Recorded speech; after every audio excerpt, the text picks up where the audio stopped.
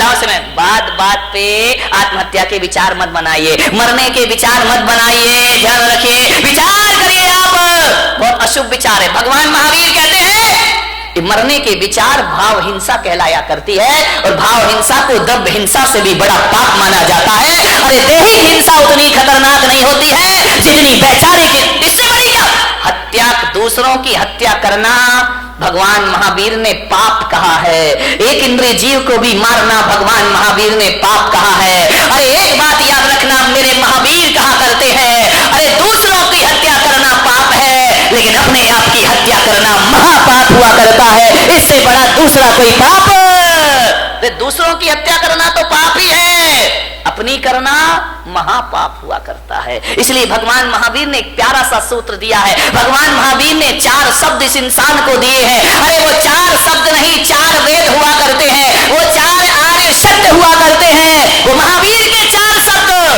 ध्यान रखना, इनसे बड़ा ना कोई आगम होता है, ना शास्त्र होता है, ना पुराण होता है। महावीर ने इस दुनिया को केवल 4 शब्द दिए हैं। महावीर ने इतना ही कहा है इस मानव जीवन को सफल करना है तो 4 सत्य में जियो। वो 4 सत्य है, वो 4 वेद है, वो चारों धाम की यात्रा है। वो 4 शब्द इस धरती को दिए, जियो और जीने दो। इससे बड़ा कोई धर्म ग्रंथ नहीं हुआ करता है, इससे बड़ा कोई शास्त्र नहीं हुआ करता है, इससे बड़ा कोई आगम नहीं हुआ करता है। न वेद है, न पुराण है, न कुरान है। 4 शब्द में उन्होंने अपनी पूरी देशना को समाहित कर दिया। 4 शब्द में पूरे दर्शन को रख दिया भगवान महावीर ने। ऐसे दार्शनिक हुए, उन्हें ज्यादा बोलने की जरूरत नहीं पड़ी। भगवान महावीर से पूछा गया कि आप बताइए एक सेंटेंस में धर्म का सार क्या है, तो महावीर ने कहा जियो और जीने दो। ध्यान रखिए, सारी दुनिया समा गई इसमें, सारे ग्रंथ समा गए इसमें। ध्यान रखना, 11 अंग 14 पूर्व का सार समाया है। ये इतना साधारण अक्षर नहीं है, इतने साधारण शब्द नहीं है कि बैनरों पर लिखवा दिए जाएं वो हमारी इतिश्री हो जाए। ध्यान रखिए, जियो और जीने दो। भगवान महावीर ने सबसे पहले कहा है जियो, ध्यान रखना, उसके बाद जीने दो। मैंने कहा ऐसा क्यों कहा है, स्वार्थी क्यों बना दिया कि पहले खुद जियो फिर दूसरों को जीने दो। तो महावीर ने कहा ये स्वार्थ नहीं, ये परमार्थ हुआ करता है। अरे जो आदमी खुद जीना नहीं जानता है वो दूसरों को जीवन दान कहां से दे सकता है। पहले खुद जियो, कैसे जीना है। जब खुद ही नहीं जियोगे तो जीने दो कहां से आ जाएगा जीवन में। ध्यान रखिए, बहुत बड़ा शब्द है ये भगवान महावीर का। धर्मनिरपेक्ष है, सार्वजनिक है, यूनिवर्सल है। हिंदू हो, मुसलमान हो, सिख हो, ईसाई हो। कल एक सांसद महोदय मेरे पास आए, उन्होंने कहा महाराज भगवान महावीर पर कोई ऐसी पुस्तक है जो सरल शब्दों में लिखी गई हो। मैंने कहा पुस्तकें तो बहुत हैं, समझने वाला चाहिए। बोले नहीं, बिल्कुल सरल, बिल्कुल सरल।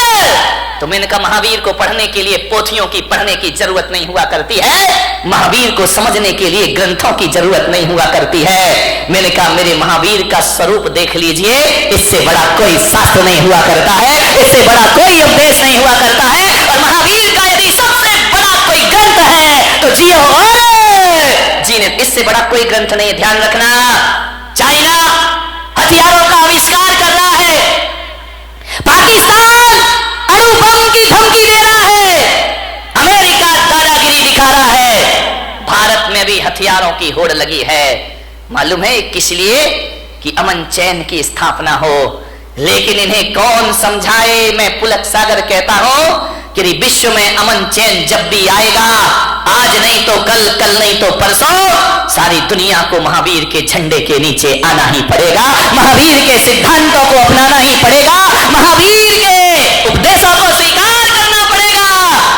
यदि चाइना सोच ले जियो और जीने दो, पाकिस्तान सोच ले जियो और जीने दो, भारत सोच ले जियो और जीने दो, तो क्या करोगे हथियारों का मेरे भाई, क्या करोगे इन शस्त्रों का? क्या करेगा आदमी शक्ति संपन्न होकर के? जियो और जीने दो। जैन कुल में पैदा होके इन शब्द की महिमा नहीं समझ में आई, बहुत बड़ी ताकत है।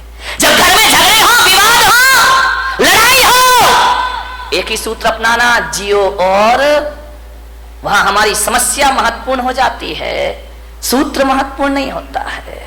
सूत्र को महत्वपूर्ण कर लो, रातों रात घर के झगड़े समाप्त हो जाएंगे मेरे भाई।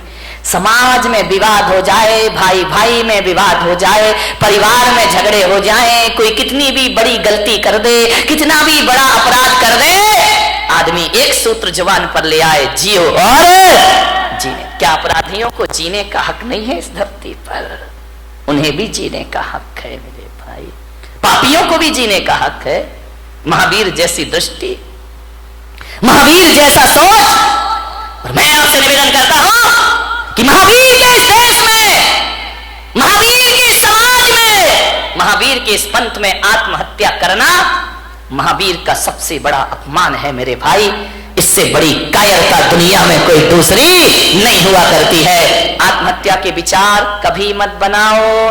विचार बनाना भी पाप है। मरने के पहले क्यों मर जाते हो? ध्यान रखिए, जिंदगी में जीने की भावना रखिए। मरने में रखा क्या है? कौन सी बहादुरी मेरे भाई मरने में? कौन सा बड़ा मेहनत करना पड़ता है। दो चार भक्त मेरे पास आए, बोले महाराज हम आपके शिष्य हैं। तो मैंने कहा अच्छी बात है भाई, क्या करें?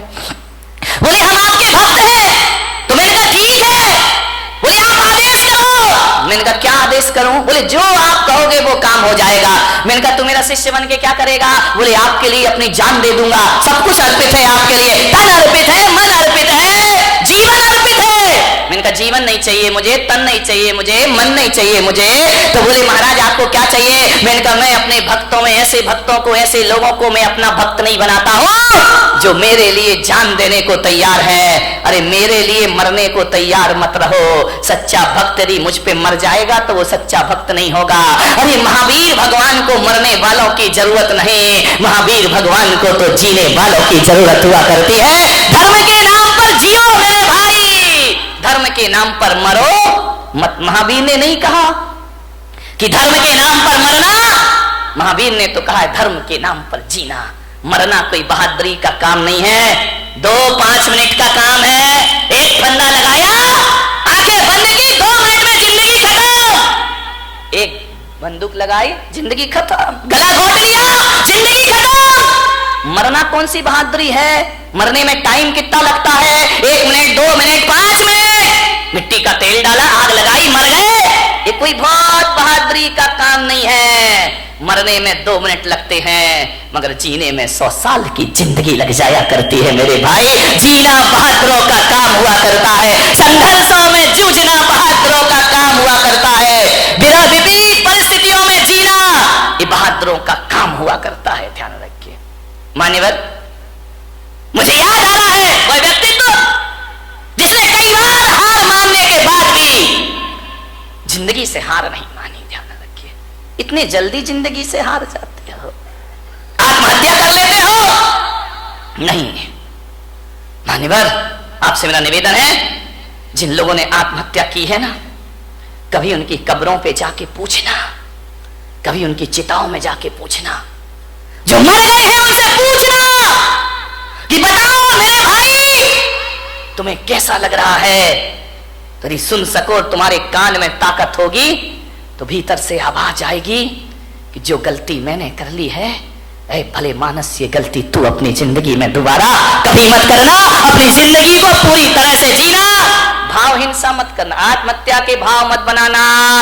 महिलाओं से खासकर निवेदन है, सबसे ज्यादा आत्महत्याएं महिलाएं किया करती हैं, सहन शक्ति से बाहर हो जाता है। आत्महत्या के भाव मत बना। ये तो बात बात पे बनाती हैं आत्महत्या के भाव। पति ने काम नहीं सुना, सुनो जी तुमने ये नहीं किया, मैं मर जाऊंगी। अरे उसने काम नहीं किया, तुम मर जाओगी, सरे से काम में मर जाओगी। मरो मत। भगवान महावीर कहते कि मरने के भाव यदि बना लिए, एक बात ध्यान रखना, एक द्रव्य हिंसा होती है, एक भाव हिंसा होती है। यदि आपने भाव बना लिए तो जैन आगम कहता है कि जिस समय आप कह रहे हो मैं मर जाऊंगी या मैं मर जाऊंगा, उस समय यदि आयु कर्म का बंद हो जाए, फिर आप मरे या ना मरे, आपकी दुर्गति जरूर होने वाली है। कोई बचाने वाला नहीं है। फिर मरो या ना मरो, ऐसे भाव बना लिए और आयु कर्म का बंद हो गया तो नरक गति के पात्र बना करते हो। ध्यान रखिए, नरक जाने का द्वार खुल जाता है। अपनी हिंसा सबसे बड़ा पाप है। आत्महत्या के भाव से आयु का बंद हो जाए तो नरक मिला करता है। अति संक्लेश भाव ते मरो, घोर शुभ्र सागर में पड़ो। नरकों की जिंदगी हो जाएगी। क्या समझते हो कि मरने के बाद समस्याओं का अंत हो जाएगा? अरे मेरे भाई, आत्महत्या तो खुद एक समस्या हुआ करती है। आत्महत्या से समस्याओं का अंत नहीं हुआ करता है, जीवन का अंत नहीं हुआ करता है। चिताओं के बाद एक जिंदगी फिर जीना है, हमें ध्यान रखिए। से कायरता है, ये ध्यान रखिए। मान्यवर, जितने भी कष्ट आ जाए ना हमारे जीवन में, तो भगवान से मत कहना मेरे कष्ट दूर करो। भगवान से कहना, भगवान और जितने कष्ट आना है आ जाए मेरे जीवन में, क्योंकि अभी मैं मनुष्य गति में हूं, मैं हर कष्टों को सहने की ताकत रखता हूं। सारे कष्ट इसी जन्म में आ जाएं तो अगला जन्म मेरा आनंद में बदल जाएगा, पुण्य में बदल जाएगा, मेरा कल्याण हो जाए। मरने के भाव मत बनाइए। हाँ, ये बात अलग है, ये धमकियां बहुत देती भाई कि मैं मर जाऊंगी, मैं मर जाऊंगी, पति भी कहता यार मरना है तो जल्दी कर दो। 20 साल से तो सुन रहा हूं ना, आज मर रही ना कल मर रही है, जल्दी मरे तो हम दूसरे की व्यवस्था करें। अब तुम ऐसी एज में जाके मरो ना, तुम अपनी रहो ना मैं किसी का हो पाऊं, ऐसे मर के भी क्या करूंगा? विचार करिए, मत बनाइए ऐसे भाव। हाँ, धमकी तो देना, बिना धमकी के महिलाओं ये सुधरने वाले भी नहीं है। बिना धमकी के तुम्हारा काम भी नहीं होता है। धमकियां दो, जरूर दो। आज से इस पंडाल से एक संकल्प लेकर जाओ, यदि तुम्हारा काम ना सुने तो धमकी दो। धमकी देना, धमक मत देना, नहीं तो गड़बड़ हो जाएगा, ध्यान रखिए। इन्हें धमकियां दीजिए, लेकिन ये धमकी मत देना कि मैं मर जाऊंगी, और तुम दोगी भी तो इन्हें विश्वास नहीं होता। ध्यान रखना कि 50 साल से तो सुन रहे यार मर जाऊंगी मर जाऊंगी, तो बोलती रहती है, बकती रहती है, कोई सुनने वाले नहीं है। मैं आपको अपने काम बनवाने का एक सूत्र दे रहा हूं, ध्यान रखिए, बहुत प्यारा सा सूत्र दे रहा हूं। यदि वो बात बोल दी तो ये तुम्हारा काम जरूर सुनेंगे, तुम्हारे मन की इच्छा जरूर पूरी करेंगे। मरने से तो बिल्कुल भी करने वाले नहीं है, ध्यान रखिए। आपसे मेरा निवेदन है, अब यदि कोई काम तुम्हारे पति तुम्हारा परिवार ना करे तो ये मत कहना कि मैं मर जाऊंगी। आज से नियम ले लो, ऐसी धमकी देना, कहना मैं आरी का बन जाऊंगी, मैं साध्वी, मैं सन्यासिनी हो जाऊंगी। नहीं आया समझ में?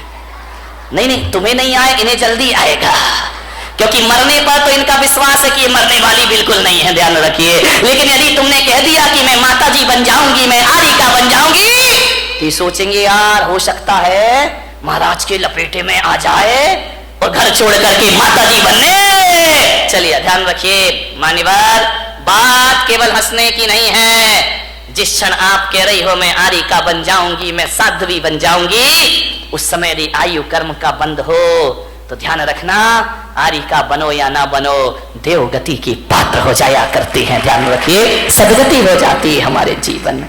जब बुरे भावों से दुर्गति हो सकती है तो अच्छे भावों से सदगति क्यों नहीं हो सकती है?